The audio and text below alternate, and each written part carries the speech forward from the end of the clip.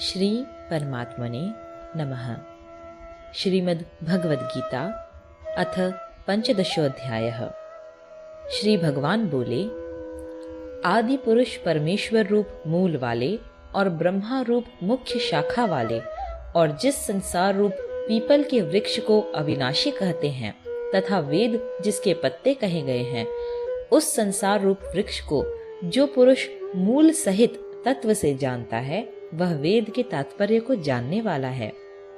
उस संसार वृक्ष की तीनों गुणों रूप जल के द्वारा बढ़ी हुई एवं विषय भोग रूप कोपलों वाली देव, मनुष्य और तिर्यक आदि योनि रूप शाखाएं नीचे और ऊपर सर्वत्र फैली हुई हैं तथा मनुष्य लोक में कर्मों के अनुसार बांधने वाली अहंता, ममता और वासना रूप जड़ें भी नीचे और ऊपर सभी लोकों में व्याप्त हो रही हैं। इस संसार वृक्ष का स्वरूप जैसा कहा है वैसा यहाँ विचार काल में नहीं पाया जाता, क्योंकि न तो इसका आदि है और न अंत है तथा न इसकी अच्छी प्रकार से स्थिति ही है। इसलिए इस अहमता, ममता और वासना रूप अति दृढ़ मूलों वाले संसार रूप पीपल के वृक्ष को दृढ़ वैराग्य रूप शस्त्र द्वारा काट कर उसके पश्चात उस परम पद रूप परमेश्वर को भली भांति खोजना चाहिए, जिसमें गए हुए पुरुष फिर लौटकर संसार में नहीं आते और जिस परमेश्वर से इस पुरातन संसार वृक्ष की प्रवृत्ति विस्तार को प्राप्त हुई है, उसी आदि पुरुष नारायण के मैं शरण हूँ। इस प्रकार दृढ़ निश्चय करके उस परमेश्वर का मनन और निधिध्यासन करना चाहिए। जिसका मान और मोह नष्ट हो गया है, जिन्होंने आसक्ति रूप दोष को जीत लिया है, जिनकी परमात्मा के स्वरूप में नित्य स्थिति है और जिनकी कामनाएं पूर्ण रूप से नष्ट हो गई हैं, वे सुख दुख नामक द्वंद्वों से विमुक्त ज्ञानी जन उस अविनाशी परम पद को प्राप्त होते हैं। जिस परम पद को प्राप्त होकर मनुष्य लौटकर संसार में नहीं आते, उस स्वयं प्रकाश परम पद को न सूर्य प्रकाशित कर सकता है, न चंद्रमा और न अग्नि ही।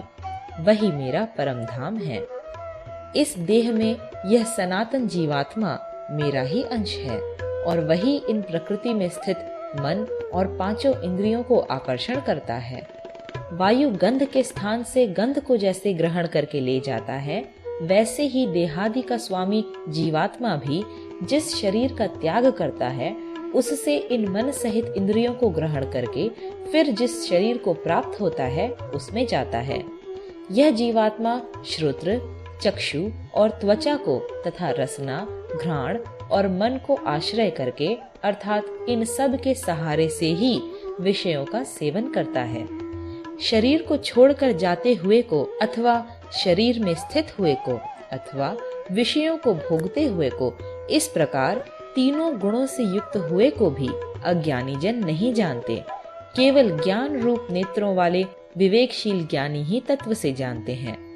यत्न करने वाले योगी जन भी अपने हृदय में स्थित इस आत्मा को तत्व से जानते हैं, किंतु जिन्होंने अपने अंतःकरण को शुद्ध नहीं किया है, ऐसे अज्ञानी जन तो यत्न करते रहने पर भी इस आत्मा को नहीं जानते। सूर्य में स्थित जो तेज संपूर्ण जगत को प्रकाशित करता है तथा जो तेज चंद्रमा में है और जो अग्नि में है, उसको तू मेरा ही तेज जान। और मैं ही पृथ्वी में प्रवेश करके अपनी शक्ति से सब भूतों को धारण करता हूँ और रस स्वरूप अर्थात अमृतमय चंद्रमा होकर संपूर्ण औषधियों को अर्थात वनस्पतियों को पुष्ट करता हूँ। मैं ही सब प्राणियों के शरीर में स्थित रहने वाला प्राण और अपान से संयुक्त वैश्वानर अग्नि रूप होकर 4 प्रकार के अन्न को पचाता हूँ। मैं ही सब प्राणियों के हृदय में अंतर्यामी रूप से स्थित हूँ तथा मुझसे ही स्मृति, ज्ञान और अपोहन होता है और सब वेदों द्वारा मैं ही जानने योग्य हूँ तथा वेदांत का कर्ता और वेदों को जानने वाला भी मैं ही हूँ। इस संसार में नाशवान और अविनाशी भी ये 2 प्रकार के पुरुष हैं। इनमें संपूर्ण भूत प्राणियों के शरीर तो नाशवान और जीवात्मा अविनाशी कहा जाता है। इन दोनों से उत्तम पुरुष तो अन्य ही है, जो तीनों लोकों में प्रवेश करके सबका धारण पोषण करता है एवं अविनाशी परमेश्वर और परमात्मा इस प्रकार कहा गया है। क्योंकि मैं नाशवान जड़ वर्ग क्षेत्र से तो सर्वथा अतीत हूँ और अविनाशी जीवात्मा से भी उत्तम हूँ, इसलिए लोक में और वेद में भी पुरुषोत्तम नाम से प्रसिद्ध हूँ। भारत, जो ज्ञानी पुरुष मुझको इस प्रकार तत्व से पुरुषोत्तम जानता है, वह सर्वज्ञ पुरुष सब प्रकार से निरंतर मुझ वासुदेव परमेश्वर को ही भजता है। हे निष्पाप अर्जुन, इस प्रकार यह अति रहस्य युक्त गोपनीय शास्त्र मेरे द्वारा कहा गया, इसको तत्व से जानकर मनुष्य ज्ञानवान और कृतार्थ हो जाता है। पंचदशोऽध्यायः समाप्त।